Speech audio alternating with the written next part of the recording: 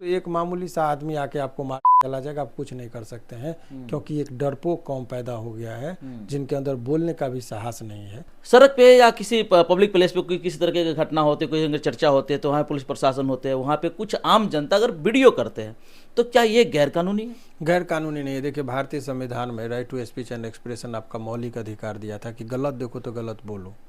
अभी एक सरकार ने एक नोटिफिकेशन जारी किया है कि कोई भी सरकारी कर्मचारी सरकार के नीतियों के विरुद्ध कोई भी फेसबुक पर पोस्ट नहीं करेगा। तो क्या सरकार का नौकरी कर रहा है तो सरकार का गुणगान करे? वो अब कुछ दिन में ये भी नियम बना देगा कि जो भी सरकार का आदमी है या सरकारी नौकरी है वो वोट वो सरकार को ही देगा। तब क्या करिएगा? तो ये सभी चीज़ें आ रही है, वो गुलाम बना रहा है पुनः।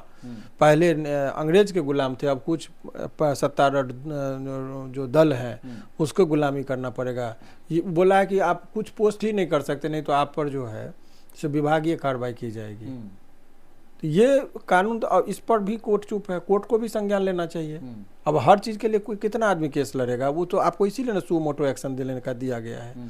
तो ये सब चीज़ें, लोकतंत्र खत्म हो रहा है। जितने भी मैकेनिज्म है, चाहे वो इलेक्शन कमीशन हो, चाहे वो हाई कोर्ट हो, चाहे सुप्रीम कोर्ट हो, चाहे वो राष्ट्रपति जी हो, हर जगह का जो देखिएगा वो अपने जो नैतिक स्तर था उसमें पतन हो रहा है। पहले आपको लगता था कि जज कोई घूस लेता होगा, लेकिन हाई कोर्ट में आपको क्या लगा कि वो एक जज पर आया के रूम में पैसा जलने वाला जो चेक दिल्ली में देखे शर्मा जी पर, उनको नैतिकता के आधार पर रिजाइन दे देना चाहिए। हम ये नहीं मानते कि वो घूस लिए या कैसे के, आरोप लगा तो दे देना चाहिए। पंच वो नहीं बन सकता जो दागदार हो, बेदाग आदमी पंच बनता है तो अच्छा लगता है।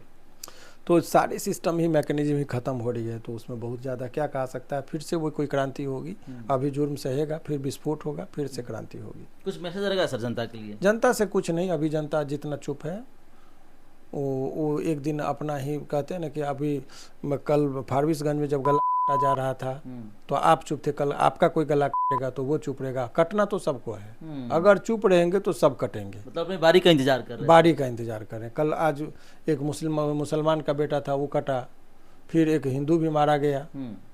जो भी रीजन हो वो निर्ममपूर्ण हुई। कभी अभी 5 वर्ष का बच्चा जहानाबाद में लड़का है, उसके साथ दुष्कर्म हुआ, मारा गया। जहानाबाद में एक लड़की का हॉस्टल में रखी हुई। तो ये हो रहा है तो सब अपने बारी का, उनके भी माता पिता को नहीं पता था। तो ये बुद्धिजीलता जब आएगी तो एक मामूली सा आदमी आके आपको मार के चला जाएगा, आप कुछ नहीं कर सकते हैं क्योंकि एक डरपोक कौम पैदा हो गया है जिनके अंदर बोलने का भी साहस नहीं है। इसीलिए बहुत बहुत धन्यवाद सर समय देने के लिए। शुक्रिया।